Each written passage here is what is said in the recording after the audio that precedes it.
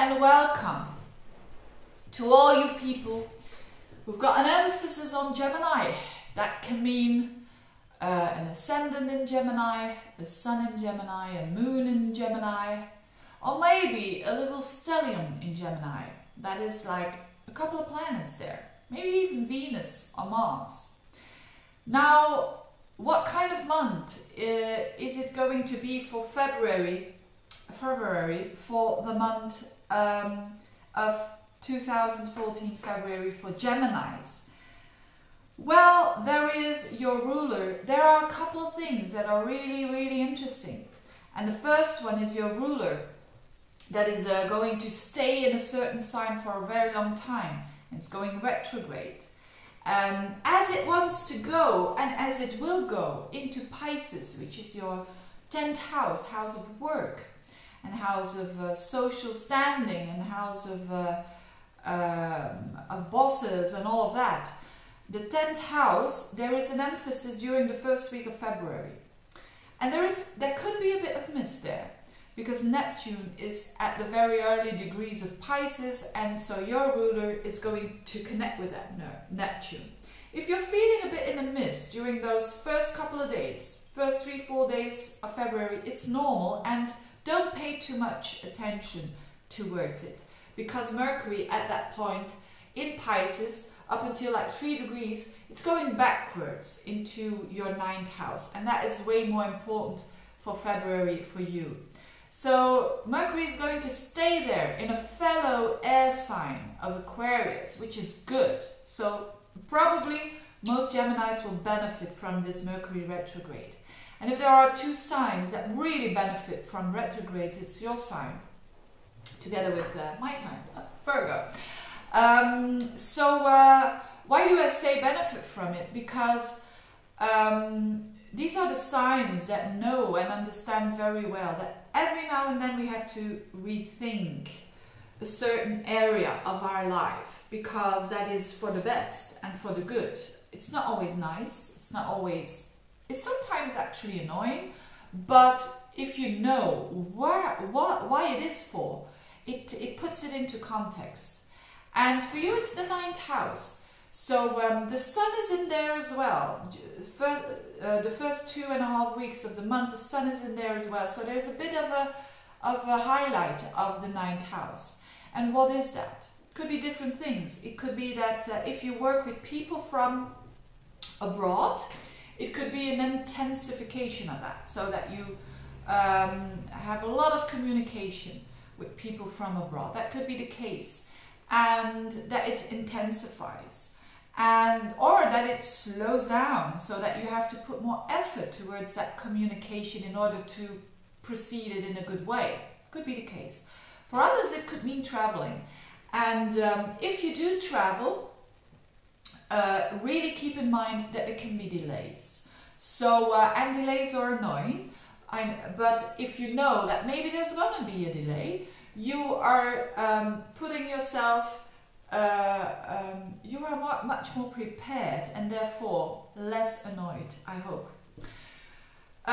What else? It can mean as well that the 9th house is also a very house of the higher consciousness and of the connection that we do have with the universe, or with our higher self, or if you do believe in God, with God. So it could mean that you rethink that maybe something has happened in your life that you say, is that view that I have upon my life, is that still fitting in? Do I need to change that? Maybe I will change my view. And it can go a different way. And after that retrograde has passed, that you feel, yes, my point of view has changed. And point of views normally don't change that easily. But you are a flexible sign, so I think you will do well with that. So these are all the kind of mercurial in Aquarius things that can happen to you. And there can be a touch of unusuality towards that, because it's in Aquarius. So I think you're going to feel very excited in during the month of February, considering all those areas of life. Now, what is going on besides that? There's also something, normally I wouldn't mention that, but there is an emphasis the last week of February that the nodes are shifting. And it's very important because a personal planet, namely Mars, is going to conjunct that North Node. And that is a meaningful point. You are very lucky, actually, I think. Not all of them, of course. Not all of you Geminis are going to have the luckiest month ever, of course. But there are things that are going your way. Because the North Node is shifting to another air sign, which is also, you are an air sign as well, which is Libra. And it's going to be very interesting for you. You're going to find that easier when it was that North Node in Scorpio, which was way more intense and way more committed, and the energy was way heavier. So what does it mean for Gemini? Well, it means that it's shifting from your 6th house towards your 5th house.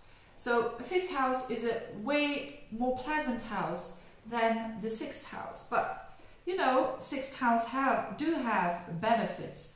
But now, and it's going to stay there for a whole year, you're going to have this shift on your 5th house.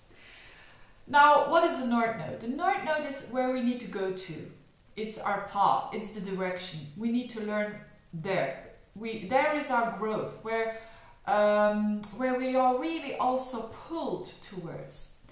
So, but the North Node also shows that this is an area of life that we're not really that good at yet, or certain aspects of it. So we all have that in our chart. And Mars is going to conjunct it. It means it's going to intensify the desire to get better at what you're not really that good at.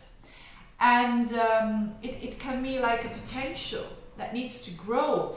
And with Mars there, it can be becoming a bit obsessive almost about achieving that. So mind that. What is the 5th house? The 5th house is the most creative house. It's where our expression is. You know, whether it is a sexual expression, so maybe some of you are single and are now going to, you know, they have an eye on someone, and the other person hopefully has an eye on yourself as well, and there's really a romantic energy going on there. And watch out that you don't rush too much, you know, take it easy. And but the thing is, you probably will going to have the feeling of rushing because Mars is there. So on the other hand, when you are in a relationship, it can simply mean that you want to intensify fun in your relationship, and that's a good thing as well. On the other hand, it can mean that relationships with your children intensify, and that you are putting a lot of more effort and action towards raising your children, which is a difficult thing to do, of course, to do that right, but you're going to put a lot of effort into that. Or in most general, it's your creative expression. So maybe a hobby that you do or that you want to do, or maybe something that you want to do beside the work that you do. You want to get better at that. So very exciting month for the Geminis, the month of February. And the last thing that is very interesting is Jupiter and Chiron. So they're going to be in a very nice trine during, actually it's an energy for the whole month. And Jupiter is in your 2nd house, so that is the house of your self-worth there. And Chiron is in Pisces, and it's forming a trine. And this is really good for you. So it's the 2nd house, see, 8, 9, 10, 11. These houses, you could say, really prepare this. I know, but then it doesn't go very, you know, intuitively. And it's too prepared then. So what does it mean for you? Again, try this again. It's about your self-worth. There is something healing there going on for you. With Jupiter there in your 2nd house, which is lovely. Maybe a bit of money coming towards you. And that would be good as well. That would be good as well. And maybe it could have to do with work. So hopefully a promotion for you that kind of works healing. That is a strange interpretation, isn't it? Go for the promotion. There is if you want to, there is something that adds to your self-worth. And if it's not that, it could have to do with how you show yourself at work. That you do something in your work that has to do with healing, and that you're gaining self-worth through that. Could be the case as well. So all in all, it's very positive. So don't worry about that. A very nice month for the Geminis. I hope it's going to be very nice for you. If you want to know more about that Chiron, watch my YouTube channel. I have made a list there, a playlist of I think 5 or 6 videos about Chiron. So it's going to give you a bit more information around that.